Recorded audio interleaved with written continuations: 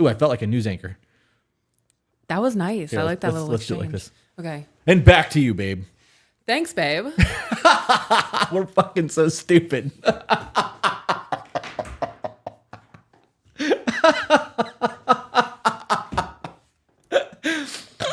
Oh, man. What is wrong with us? That was hilarious. Kind of burnt out on emails right now. Okay. Did a lot today. Do you want to have a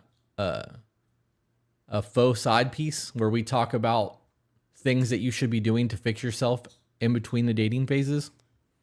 Yes. We talked about that a little bit. Hang on. We're getting more super sent to me. Daya said, sorry, I misspelled something and thought I could fix it. It said, love the new layout. I made it on time. Yay. Oh, word. I'm glad you made it on time.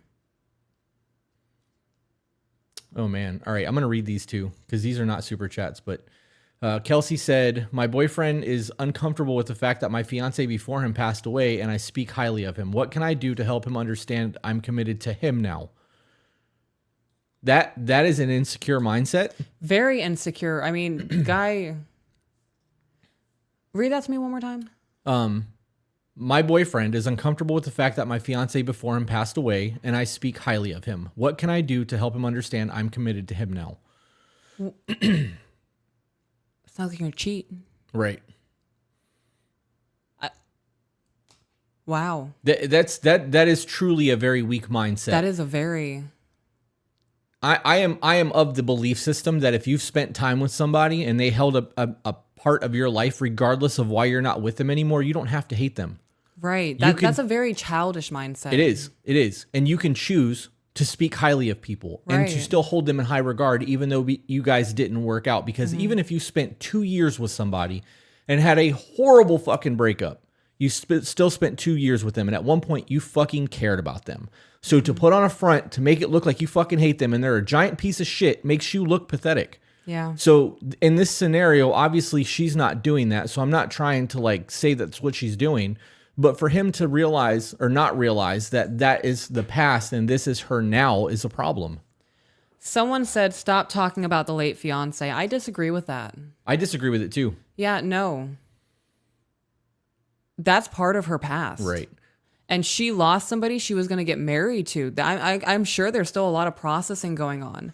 And bringing up happy, good memories with that person should be supported. I think that depends on how it's being brought up. Yeah, I agree with that. Because there are ways, right and wrong ways to have those conversations. You know what I mean? Like keeping someone's memory alive is different than being like, well, you know, he used to do this in the bedroom. You should do that too. Because it's a very different scenario. That is very different. Or so context, I can't believe you're slacking on this. He never did that. Right. Context absolutely matters there. It does. If it's, I don't know, you guys are just talking about the past.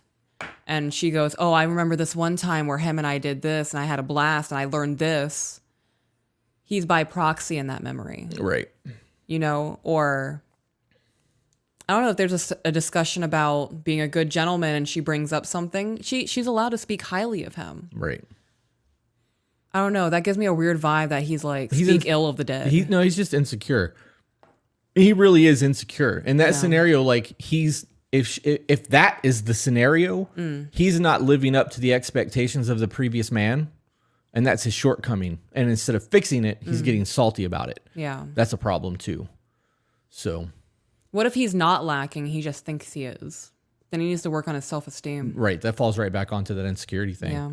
I don't understand that mindset. Me either. I really don't. All right. The other one was, this is from Zach. Is there a better way to express to an SO that a verbal apology does nothing for you that doesn't shit on them? Request forgiveness is 0% for me, and that tracks. I fucking agree. Yeah. It would need to be, I appreciate you apologizing. I would have to see the actions change. Right.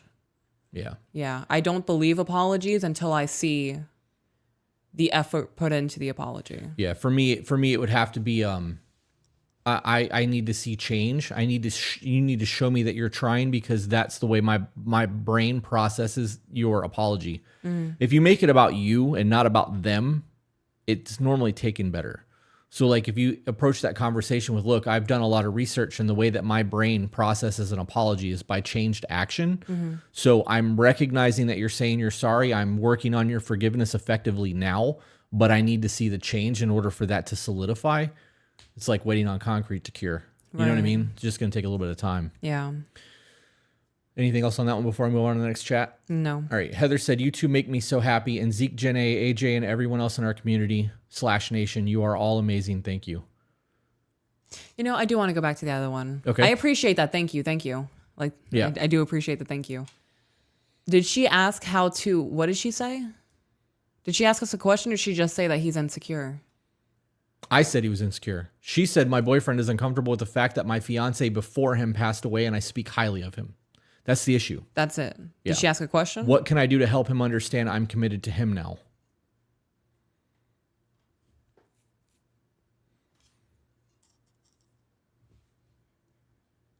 Ask him what he needs to feel reassured in the relationship. And if he says, don't talk about him to me anymore, he needs to understand at that point he's shutting a door on who you are as a person. Okay. I would appease that. If you were to say, I need you to stop talking about him, I would. But you need to understand that at that point, you're not getting all of who I am. And that could change who I am with you. That explanation sounds better than what you had originally said. Yeah. That actually makes sense. You don't have to. I mean, if that's all she talks about, I can see it being a problem. Right. But to have a conversation about, we talk about our exes to each other. We do. Good and bad. And when neither one of us are ever like, oh, I can't believe you bring him up to me. I say that's a dope memory. Right. Thank you for sharing that with me. Right. There's no reason to have an insecurity there.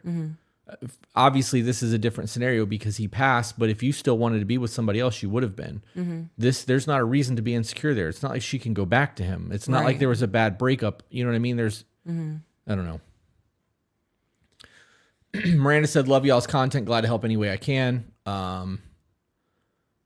I'm going to read the super chats and then go back to the questions. How can I practice check-ins while single? Never got to do the check-in with my ex, with my now ex. So you're single. You're not going to practice with another person. You need to ask yourself those questions. You need to ask yourself, how am I treating myself? What have I done this week that I shouldn't have done? What could I have done better? You need to self-reflect, and you need to work on yourself. When you work on yourself, you'll be able to work on yourself with somebody else. And then you can help them do the inner work as well. Yeah. You can't. That's not what I want to say. I would say the check-ins for yourself is just self-care and self-love.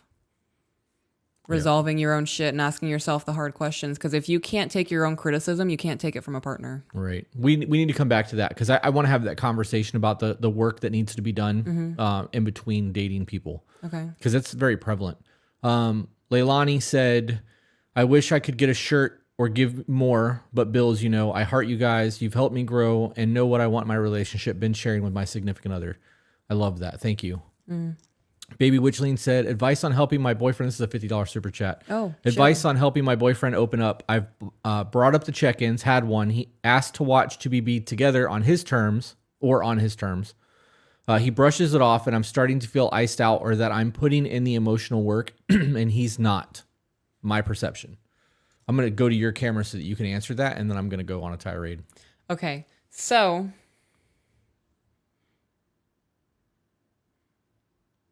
advice on helping my boyfriend open up. I brought up To Be better check-ins. I would say at this point, all you can do is just continue to work on yourself. Men tend to emotionally and intimately follow the woman in the relationship. So if you're working on yourself and you're in a better mood and you're implementing things and he's noticing a change, he'll be more apt to follow that. And it's not going to be like, okay, when's the other shoe going to drop?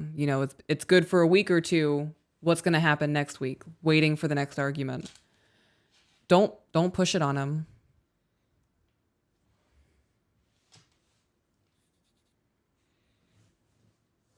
I don't know. I would need more information to give a better answer. So I actually agree with what you said. The changed behavior over time is going to make the conversations easier. Yeah. And it's going to show the changed behavior. So it's going to make him relax a little bit. On this entire thing, though, the way that I would approach this situation is if I wanted to do something with you that I thought was going to make our relationship better and you were vehemently against it, I would ask you why. Because we know that a check-in could take anywhere from an hour to 3 hours. It is literally just a conversation with the two of us. And if I can do something or you can do something that's going to benefit our relationship long-term, and you literally just have to sit there and talk to me, why would you not want to do that? Right. Even if it's not watching the podcast, he doesn't have to. You could send him the check-in video and be like, hey, this is what I'm showing you on, send it to him on his phone so that he can watch it while he's taking a poop or whatever. And if he doesn't want to do that, go to the website, tobebetter.co, download the check-in PDF, print it out, and just approach him on a Sunday and be like, look, I know that you don't want to do this. I'm asking you for an hour of 2 of your time. Just hang out with me, have a conversation. The worst that's going to happen is you're not going to enjoy this conversation. And we're going to go about our lives. How do we know if we don't try? The best case scenario is we're going to have this conversation, learn about each other, and our fucking relationship is going to improve. Why would you not want that? Right. Our relationship is dope as a motherfucker. But if I find something that's going to make our relationship better, damn it, I'm bringing that shit to the table. I don't get it. I don't get it. I don't understand why people would actively sidestep something that's going to make your life better. I have no idea. Angela Bartolone, who I believe is also, new to Patreon and Discord. I was just about to say, I thought I saw her name pop up on Patreon earlier. Just wanted to say congratulations on 60K subs and thank you both for all that you do. New to Patreon, Discord as of today and loving it. I know that she signed up today because she signed up while we were recording today's episodes. Oh, yeah. I was like, new patron. Yeah, that was her. That's dope. That is a first. AJ, Zach asked AJ for an update on going to John's for plants. John is having hurricane repairs finally to his house, and we are on call. Yes. So when he's ready to do that, we are going to go get plants. John is somebody that I deeply care about, so I'm not trying to put him in any type of unnecessary stress or discomfort. Right. There's no need for that. Yeah. When he's ready for us to come over there, we'll shoot over and do the thing. I'm going to try to say this name, and I'm probably going to butcher it. Solveig, Solveig. How would you say that? Where is it? It's AJ sent it to me. It's a screenshot. He said, you talk about calming someone under a BPD episode. Every time I have an episode and they try to calm me, I end up losing myself and them because I'm going crazy more than they are trying. They can't calm you down. It doesn't work that way. Your feelings and your emotions are a you problem. You can't rely on anyone else to do anything. I would recommend buying the books, Buddha in the Borderline, the book Walking on Eggshells, and I Love You, I Hate You, Don't Leave Me. And read those books. Your borderline is a you problem. It's nobody else's issue but your own. Yeah. And for somebody to be in a relationship with you, having borderline sucks ass. And you have to understand that as somebody who has borderline, you're the fucking problem in that situation. And if they're choosing to be with you, it's a choice they're making. They don't fucking owe you anything. The fact that they stay with you while you're going through a fucking episode says a lot. I've stressed that so much. I can't even, I don't know. Justine said, call me all the way out into the streets on a weekly basis at minimum. You've helped me grow as a person, woman, and a follower of Christ and a significant other again sometimes in the distant future. Oh, the significant other again sometime in the distant future. I love everything about that one. Yeah. AJ said to vlog it when we go. We actually got permission from John to bring cameras to his house. Yep, so that was a thing. Court Turner, my fiance and I love your content. We have grown together so much. Appreciate y'all. You are amazing and beautiful people. Thank you for being you. All right, so we're caught up on supers. I would like to have the side piece discussion. Okay. So Jennifer, who is our email screener, when we did the dating episode, sent us a message, I'm assuming right after she watched it, and said that we need to have a side piece discussion where we talk about the things that you should be doing to work on yourself in between relationships. So being that we have both done it in different ways, what were some of the things that you did for yourself to improve who you were in between relationships from your last person to me? So the first thing I did was I sat down, I thought about why does every relationship go the way it goes for me? There's common denominators. Not every relationship was the same, but there were a lot of things that were problems that I was creating. I sat down and I really thought about my life and I took a lot of accountability and I cried for like 13 hours straight. Once I realized that I was the issue and I could pinpoint the problems, but I couldn't understand them and I couldn't work through them and learn how to cope with them, I turned to YouTube because I couldn't afford a therapist. So I just started YouTubing a bunch of shit, how to handle anxiety, how to deal with depression. And that took me down other avenues of like learning about schizophrenia and how people deal with ADHD and they cope with OCD and all of these other things. And I started piecing together from all of these different videos about how to cope with all of the different mental illnesses on how to cope with my own. And in doing so, I learned a lot of tools that I would not have learned otherwise because I'm not a schizophrenic. I am not going to go to a therapist and they're going to teach me the tools that a schizophrenic uses, but they can be adapted to almost anything. So I started doing that. I started working out. On my runs, I would problem solve. I would dedicate time to actually sitting down and dealing with my traumas. So that was probably one of the hardest parts of the whole process, was facing my childhood, reliving those moments, dissecting them, and recognizing that I was let down a lot. And because of that, I allowed it to dictate who I became as an adult. And in recognizing that all of my behaviors were really my behaviors and not my trauma, that was a hard thing to deal with. So you went all the way back to your childhood with this? Yeah, I did. Okay, and how did that look? Because that is ugly. Not your childhood, but like having to go that far back and like learn about your behavioral traits, and how to fix that, like that can get fucking nasty. It was bad. Like that's ugly cry therapy shit. It was to the point to where I was considering Baker acting myself. It was bad. Yeah. A lot of me crying in the bathroom on the floor. A lot of me, a lot of dark areas. So I did that. Once I got through that first one, it took me probably a week or 2 weeks to just focus on one specific trauma from my childhood. And after that 2 weeks, I came out the other side and I recognized that it's okay. I went back to that moment. I relived it. I analyzed it. I dissected it. I figured out what actions were correlating to that, what thought processes were correlating to that trauma. And I recognized that I didn't die from it. It wasn't the end of the world. And it went from being a 2-week process to a 3-day process. And now it maybe takes me, depending on the situation, it could take 30 minutes. If it's like a really hard thing that triggered me and I've never encountered it before, maybe 12 hours.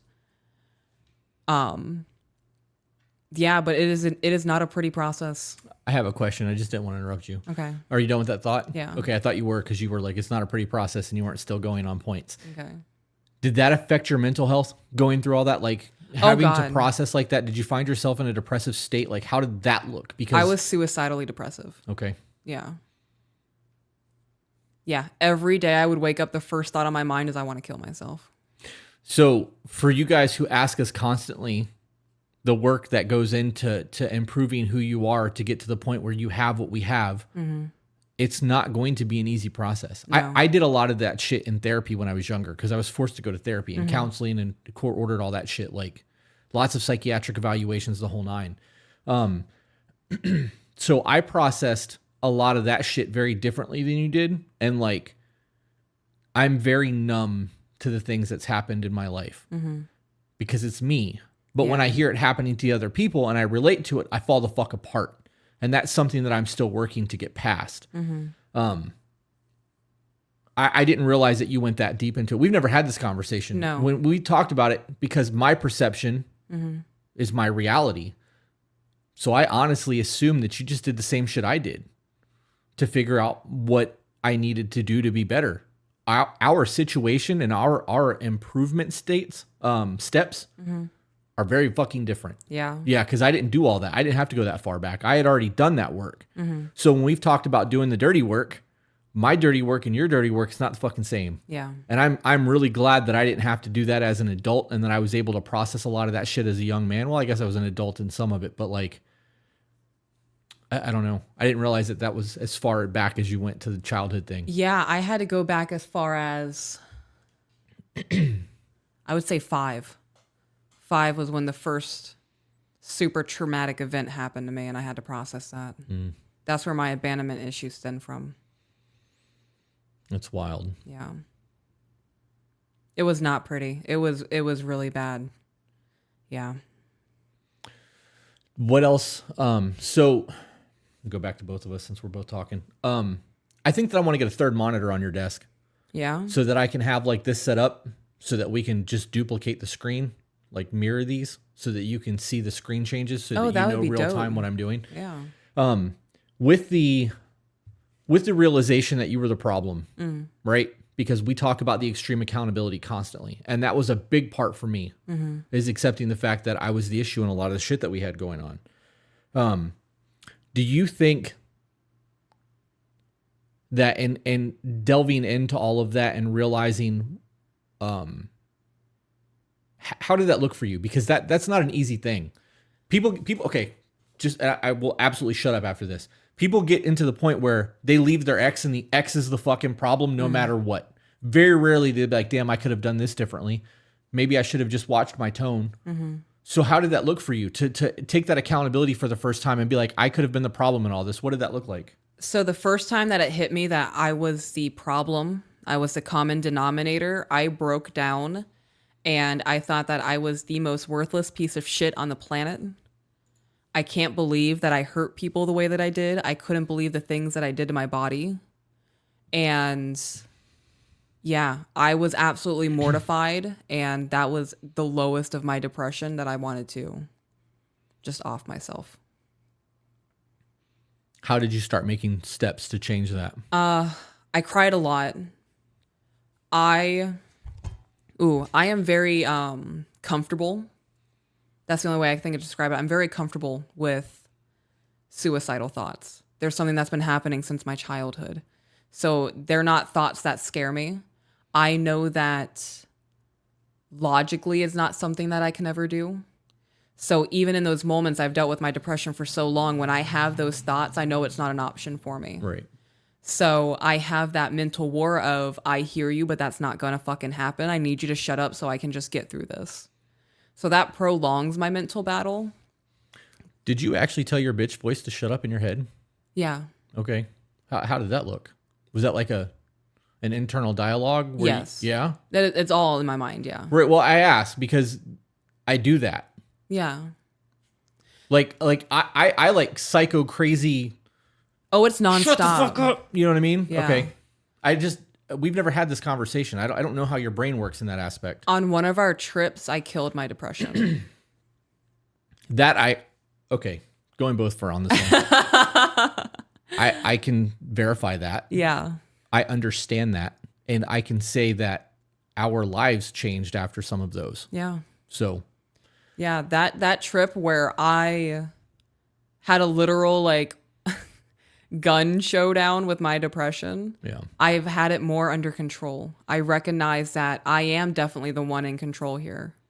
And that every choice that I make matters, and every choice that I have impacts me in some way, and in turn it impacts my mental illnesses.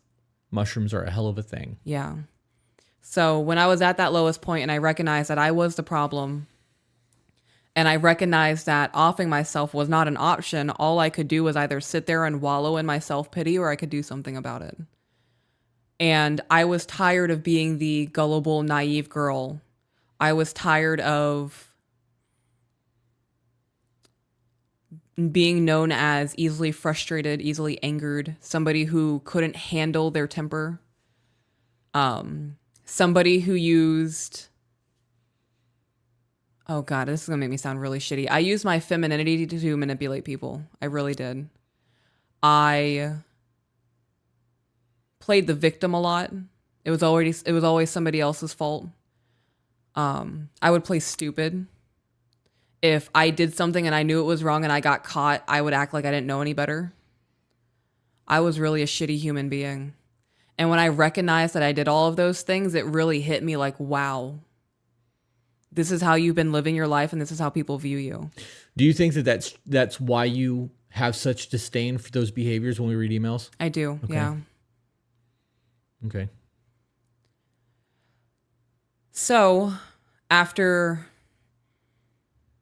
getting over the depression of recognizing that I was the problem and that I had to change my behaviors, that's when I started looking at therapists on YouTube and going through notes and recognizing things. And yeah, it took about 1.5 years from that point of me recognizing that I'm the problem and getting to the point to where I recognize that I am now a healthier person, that I have made changes in who I am. And that's when I decided I'm going to continue doing that, because I like evolving as a person.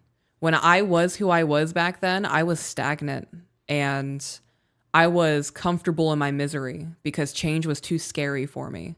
I embrace change now, knowing that nothing is going to kill me. Nothing in this life mentally is going to destroy me. It's fucking game on. Okay, so with where you're at now, because you have evolved a lot.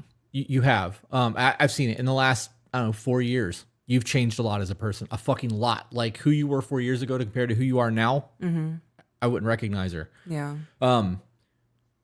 What do you think that you still have to work on in terms of your own self-improvement? Okay. So right now, the most prevalent thing on my mind is that I possibly have BPD. Oh, you went there. I did go there. Okay. So right now, my current focus is finding a therapist that specializes in BPD to get the diagnosis. So the things that I am now recognizing as BPD traits that I am working on is I'm very quick to be frustrated and angered. Like I fly off the handle quick. I have to work on myself grounding in reality. I have a very hard time distinguishing real life, and the only way I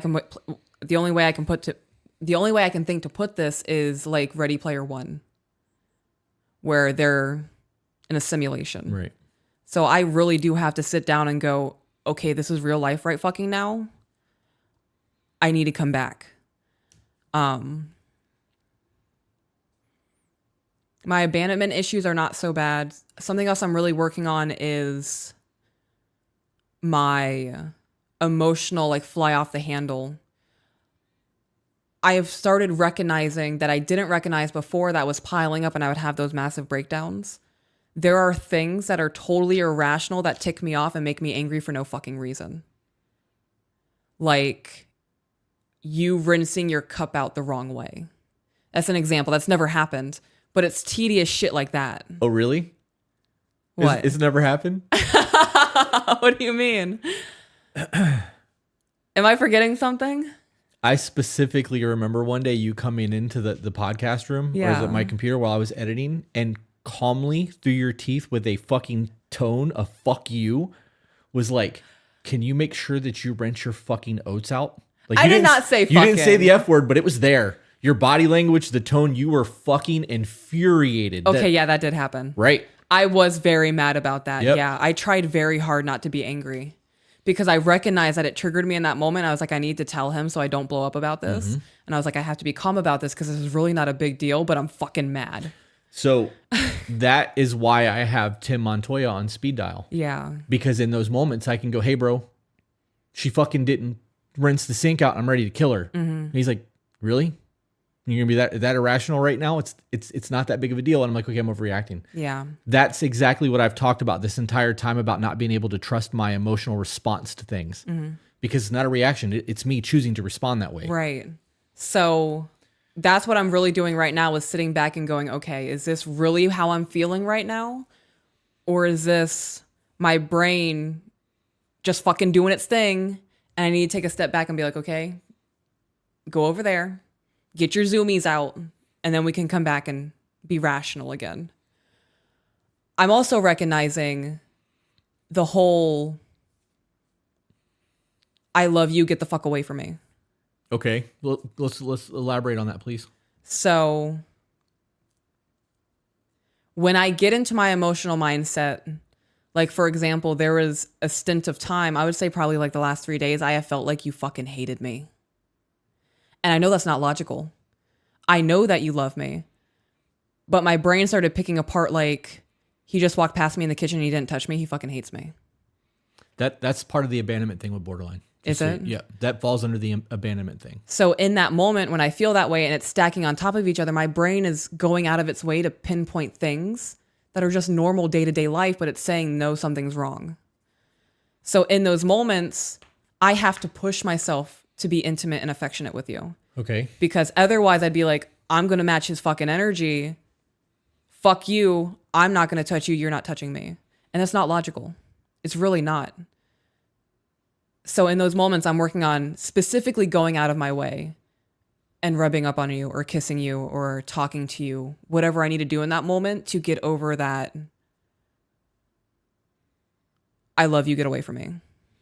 Does that make sense? It does. Do you think that, so I've noticed the neediness the last few days, which you've also told me, like you've asked me, like, are we okay? Because you were going through what you were going through with that. Yeah, I really tried to verbalize what I was going through. That's important. So that helps me understand where you are. Even if you don't have borderline, it still helps me understand your emotional processes and where your mental space is. Yeah. So let me ask you this, because I yesterday was a bad day for me. Right. Not like borderline bad. Like we did cardio. It was a good morning. But I got into it with the computer shit yesterday, and like I don't do well with technology.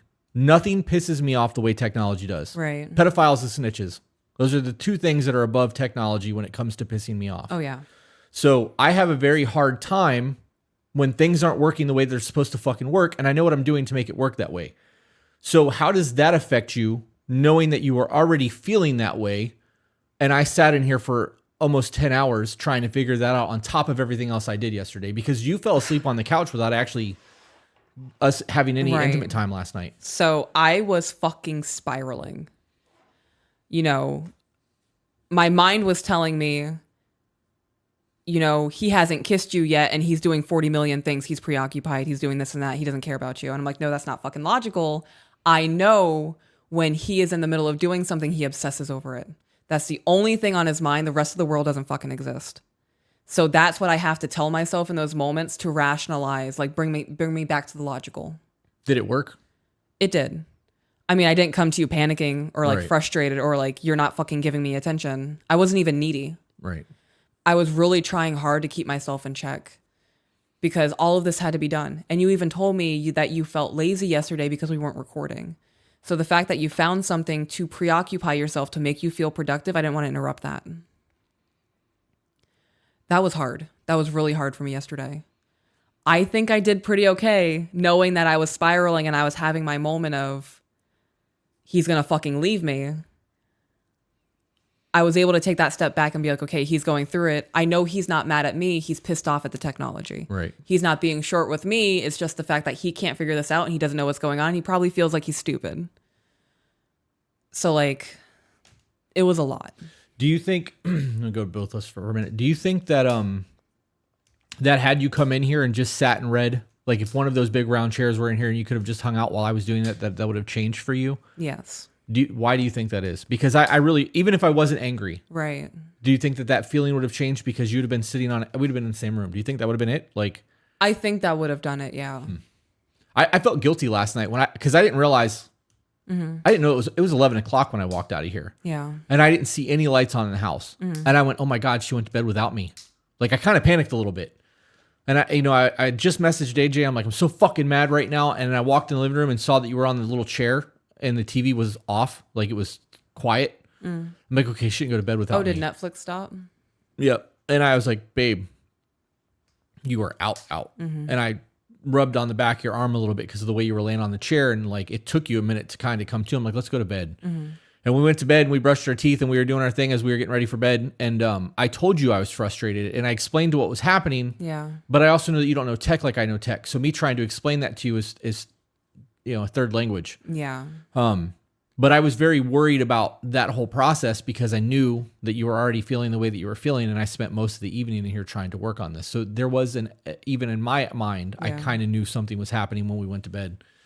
I want you to know I wasn't mad at you or anything. No, I know. Like I know. I was dealing with my shit and trying not to disturb our peace. Right. I guess. But there was a disruption of our routine. Yeah. Because normally around 9 o'clock, we stop doing everything and we spend 2 to 3 hours on the couch just touching each other, watching TV, playing on our phones in silence, whatever. And we missed all of that last night. It's the first time since we've been together that we did not have that downtime before going to bed.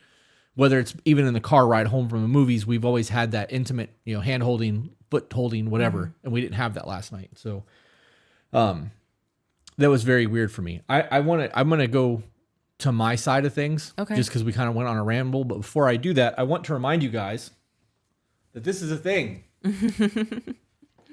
I am so obsessed. I love how that looks. It came out really, really good. It did, yeah. And it's a tri-blend t-shirt. It does these are feel softer very nice. and lighter than the other shirts that we have. I am such a fan of those shirts. So before you jump into your side of things, Okay. Do you think I'm handling myself better? Yeah. So diagnosis is a fucking label. Right. Even if you never got diagnosed and you only speculated that you had borderline, the things that you can do to use on yourself if you actually have it is going to improve your other responses to scenarios, because it forces you, borderline forces you to step back and go from emotional mind to logic mind before responding, because you know that if you respond in emotional mind, you are going to self-destruct. You're going to fucking destroy everything. I used to do that a lot too. I would self-sabotage my relationships a lot. Yeah. Yeah. I would self-destruct a fucking lot, and then I would expect the person that I just self-destructed on to comfort me and make me feel better. Yeah. Yep. That's something I also recognize I did that fucking broke me. It becomes very much everyone else is the problem, and you feel validated in the way that you feel. So like when you have that meltdown and you feel that they're the problem and they've slighted you and you are in that emotional rage, you believe it. Yeah. You fucking believe that it's a valid response to what's happening. And everyone else around you is like, I can't believe that they're doing that. And when I realized that was the case, I found somebody that I can reach out to call and explain all my scenarios, and it's helped me process a lot of shit. So somebody just asked, are you self-diagnosing then? No, I'm not self-diagnosing right now. No. It is something that we had a discussion about. As somebody who has been diagnosed with borderline, you have pointed some things out to me. I've been doing some self-reflection and really dissecting the things that I do, and they are making more sense. And that is why I am looking into a BPD specific therapist. Yeah. To tell me if this is what's going on or not. Which is exactly how that conversation started. I know. So I don't know if they jumped in after the fact, but we actually specified that before we went into that little tirade. Yeah, we don't do the self-diagnosis and we don't do the self-medication thing in this house. So we just got some shirt orders, guys. I appreciate you guys supporting the t-shirt thing. Like that is really dope. That is another way that helps drive what we're doing. We also have stickers coming that will be coming tomorrow, so no orders are getting filled until after the stickers come. So for those of you who have already bought t-shirts from us, we have new stickers coming. And I may even start putting together sticker packs for sale because we ordered a lot of fucking stickers. That would be dope. Yeah. Yeah. So for me, I'm going to just go a little bit, and then if you have questions, just let me know, and I'll switch back to you, and we can do that. For me, with my in-between relationship work that I knew needed to be done, I knew how many things I changed about who I was in my last relationship that made me a shell of a man. And that wasn't a term that I knew until like 6 months ago. I always just, you want, how do I word this? Oh man, most men will try to appease their woman to make them happy to the point that they forget who the fuck they are. You want to do and do and do to please, or you want to avoid conflict, or you want to avoid the controlling, nagging, mothering shit that happens, that you stop doing things or you stop having that, this is who I am, this is what I believe in, and that's all that matters. Because it's no longer just you, especially if you're married. You're living for another person. So you have to make changes to the things that you believe in to make them happy, to appease the situation, or to avoid conflict. So for me, I looked back at my last relationship, my last marriage, or my only marriage before this one, and looked at all the things that I changed about me to appease the situation and everything that I did, and then everything I refused to do. And I realized that in becoming a shell of a man, I lost my backbone. Yeah. And it got to the point that like I was not standing up for myself and the things that I believed in anymore. And like I lost my self-worth.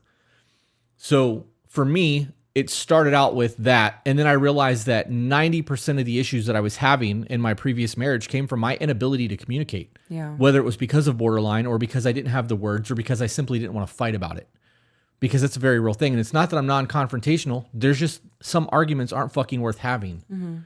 Mm-hmm. So with that, I realized that I needed to take accountability first and foremost because I didn't want to blame her. Like I didn't want to throw shade on anyone. I wanted to go, okay, how could I have changed these situations? And in doing that, I realized that I can't change shit. I have to take accountability for what I did and not make those mistakes again. So I started looking for books on accountability. And I found the book by Jocko called Extreme Ownership. And I read Extreme Ownership like 4 or 5 times. And I took a lot in from that. And I started using that to process my shit. And then I went down the rabbit hole of not being able to communicate and started reading books on body language, started reading books on the interrogation, Chris Voss. I started reading books in that scenario so that when I needed to explain something to somebody, I was able to do it in a way that did not come across as condescending because I can be that guy. Right. I know that I'm a very intense person. And sometimes when I say things, it's very matter of fact.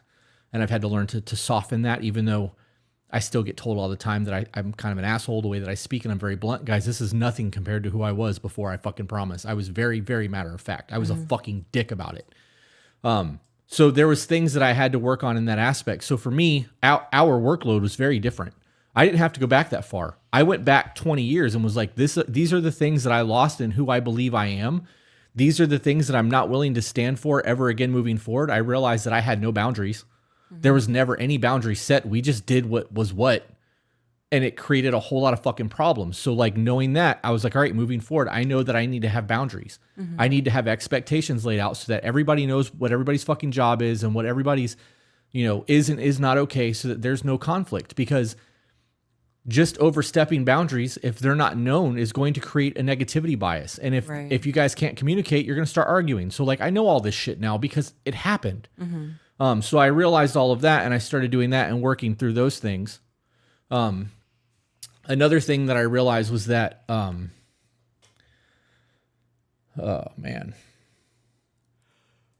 realized that a lot of my issues come down to reacting instead of responding to situations. And like, I am a very dry humor person. I will poke the bear because it's funny to me and it's not okay for a lot of other people. So like for me, for us, one of the big things is that we were never going to talk about divorce. We were never going to joke about divorce. We were not going to sow that seed. My previous relationship, I did that shit a lot. Because it was funny to me. Like, I realized you can't do that. Like, so a lot of the things that were thrown in my face during the divorce process, I looked at those and go, okay, these are my flaws. She's telling me what my fucking problems are. I need to fix these problems. And that's how I did my work to move forward. And I made sure that like I got over my shit before we started talking. Like to be fair, you were kind of my therapist through a lot of that shit, because we had a lot of those conversations at dinner, like at, eating and just hanging out, where I was able to bounce these things off of you. And I'm going to go back to both of us. That was one of those things where you got to see my accountability in real time, because every time I was like, this is fucked up and this is what's happening, I would always stop and go, but I did, or I said, this is that. And I would always pull the accountability away from her and make everything a me problem. Right. Because I can't change her and I can't change the past. So the only thing I can do is make it all about me, figure out where my fucking shortcomings are and fix them. And that's how I approached everything. And I worked on one specific thing over and over and over again until it no longer bothered me. And when I no longer felt a guilt or a resentment or an animosity or any type of anything, and we could just talk about it and it was just a normal conversation, I knew I was over it. That's how I recognized I was over things too. It's crazy how that works. You get to a point, it's not even a numb feeling. You just don't care anymore. Like, you got it. It's an acceptance. Yeah. When I process all the things from my childhood that used to make me panic, or I would start crying, or I almost grieved my childhood. And now when I look back at all the things that happened to me, it is a sensation of acceptance.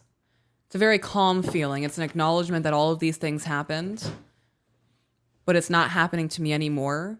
All I can do is take from that and learn from it and recognize that that's something I'm not going to tolerate, and it's something I'm never going to do to another human being.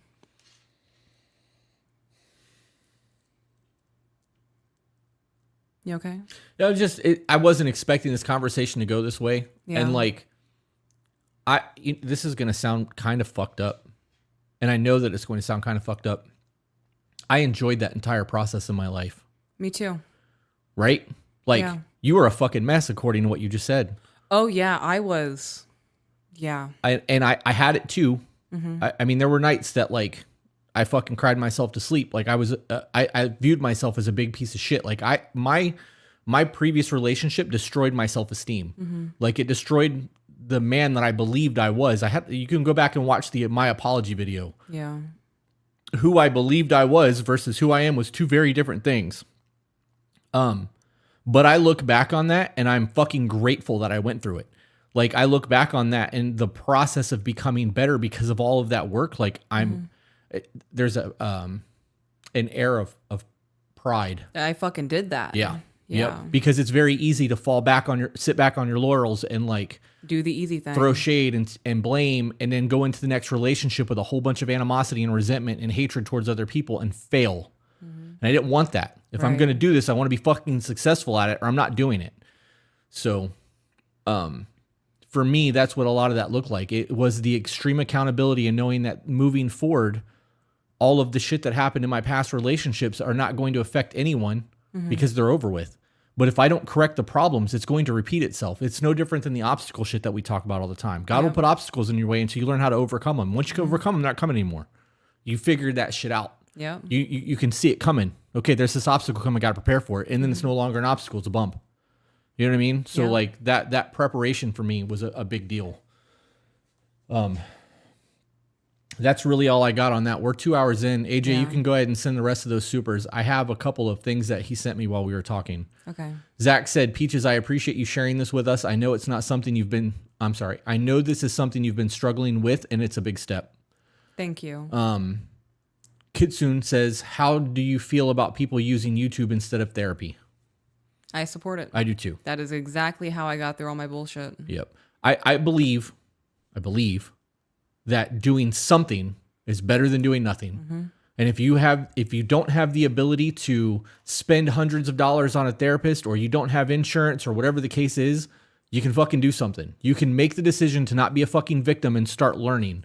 And if you have to do that on YouTube, so be it. Yep. Zach says, guys, take a moment and send a prayer or positive vibes for those in the path of storms tonight.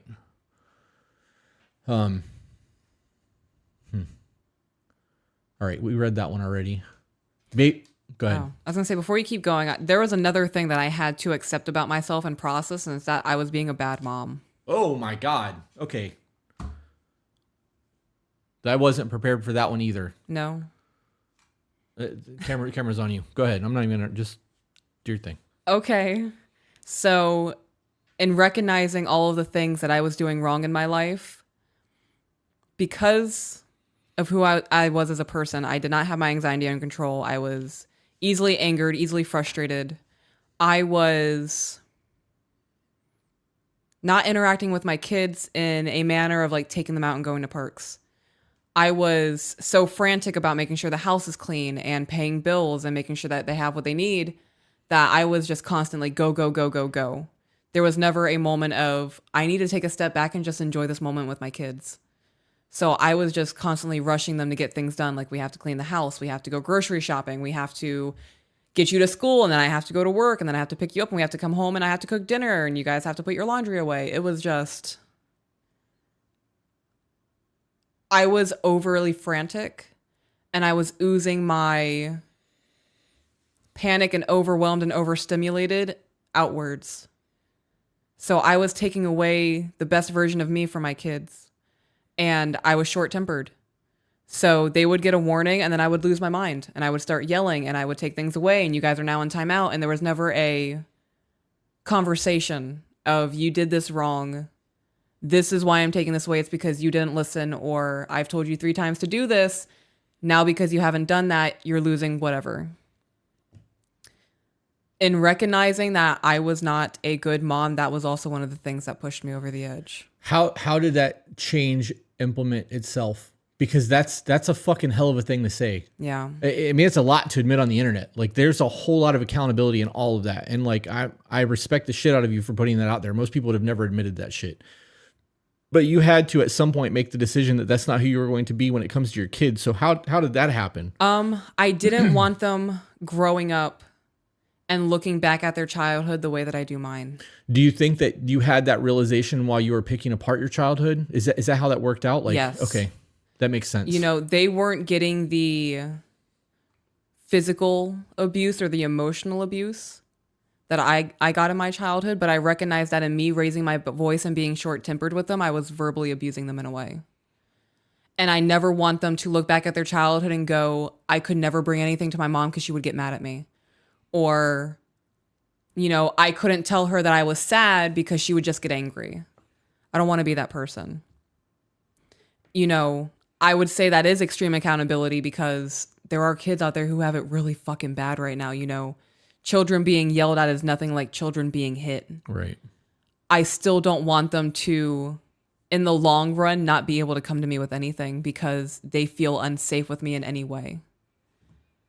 So that was my realization moment, that I don't want them to look back and go, I wish she did this better. Do you think that being a stay-at-home mom has impacted your ability to mother? Can you repeat that? Do you think that becoming a stay-at-home mom has impacted your ability to be a mother? Yes, it's definitely made me a better mom.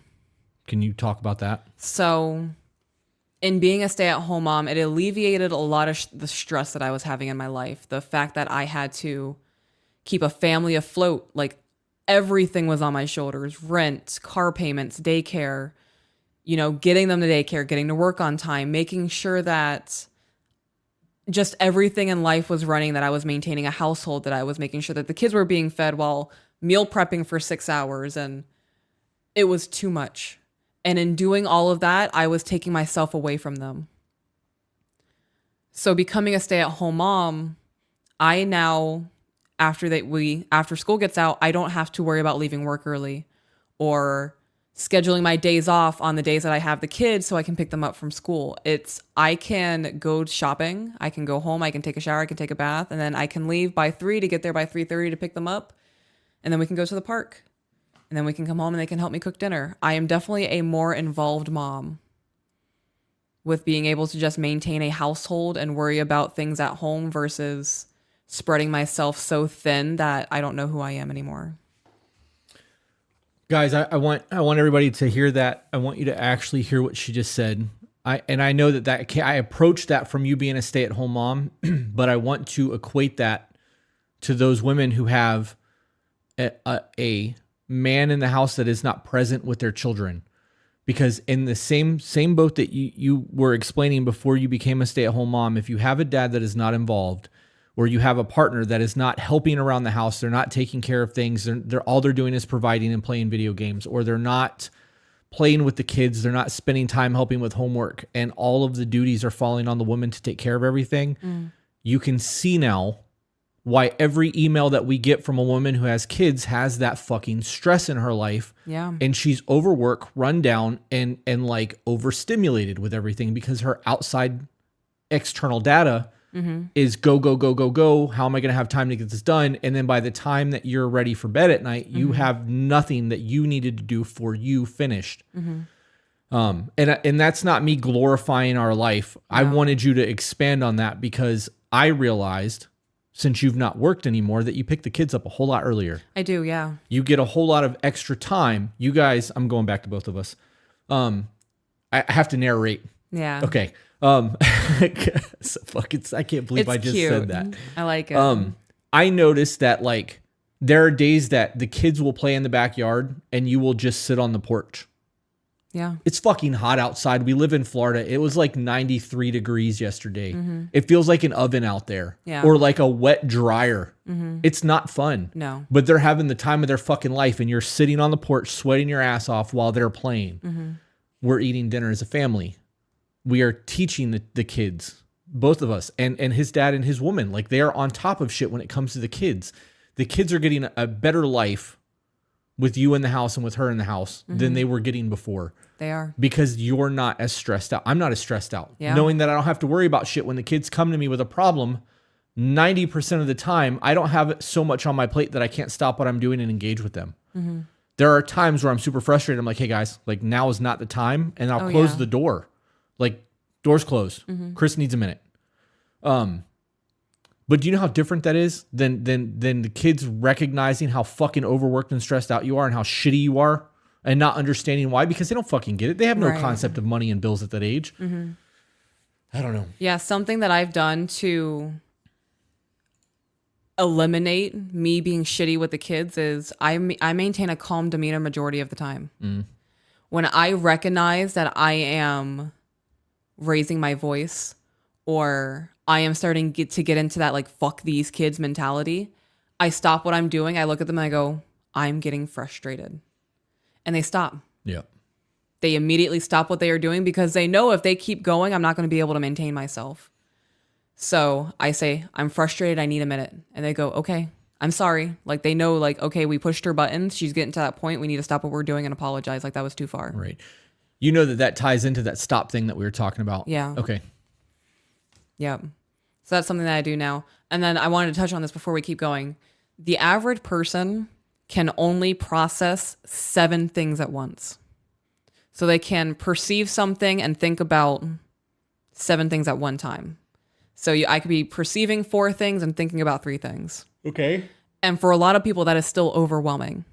So when you think about the fact that you could be working, paying all of the bills, you have to come home and clean, you have to go grocery shopping, you have to maintain your car, you have to take care of kids, you have to maintain your fitness, you have to meal prep, you have to cook dinner every day. That is more. Just having one job, you are already thinking of more than 7 things in your one job on top of every other aspect in your life. That amount of overwhelming, I would say 85% of that was eliminated when I became a stay-at-home mom. It's a pretty high number. Yeah. So with that being said, then all those people that have the non-present parent is what I'm going to refer to them as.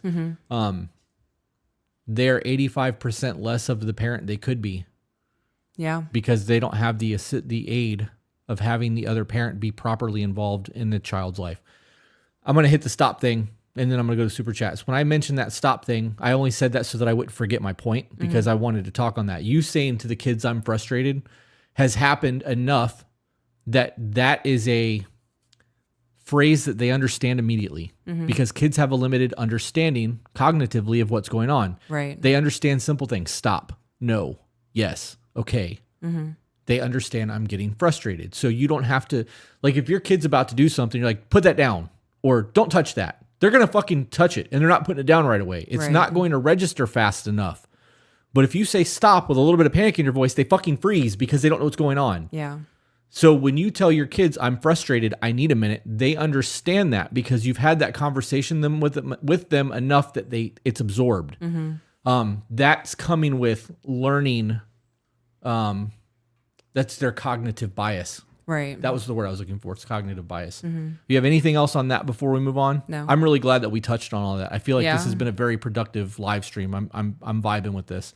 That was very hard for me. A lot of people in the chat were saying they were very proud of you. Like I kept glancing over. I actually closed the chat on this screen and left AJ's chat up so that I'm not distracted by YouTube. But every once in a while on this screen it pops up and I'm having to do this and my finger's blocking the chat box. Yeah.